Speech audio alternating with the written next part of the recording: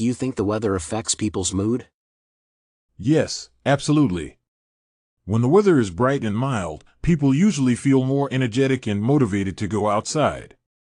On the other hand, foggy or overcast days can make many people feel lazy or even slightly depressed because there's no sunlight to lift their spirits. Have you noticed any changes in the weather over recent years? Yes, I have. Summers in my country have become boiling hot and humid, and heat waves are much more frequent now. At the same time, winters seem shorter and less frosty, which clearly shows the effect of global warming. What kind of weather do you prefer?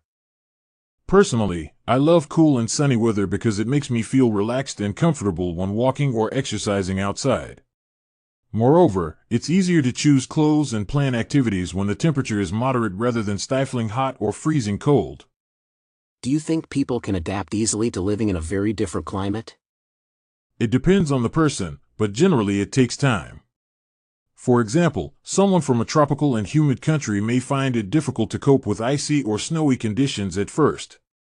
However, with proper clothing and heating, most people gradually get used to it.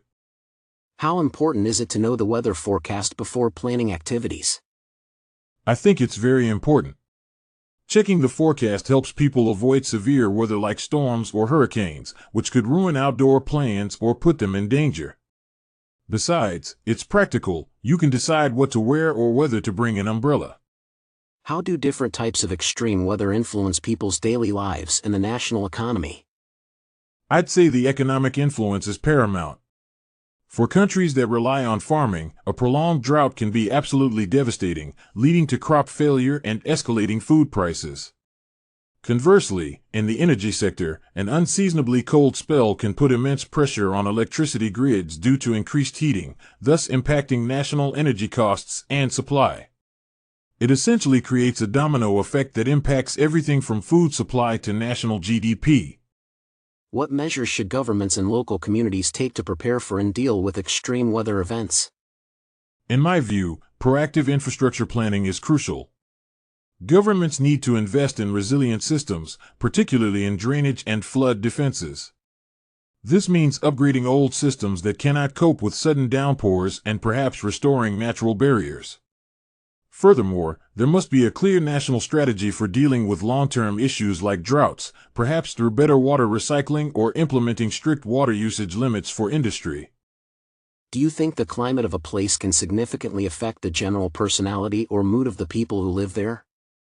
Absolutely, there's a strong psychological link, I think.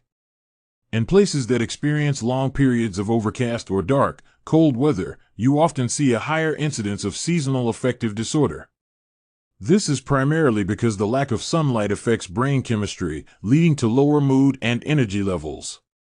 Therefore, in these climates, people might generally be perceived as more reserved or inward-looking, simply because the weather encourages staying indoors.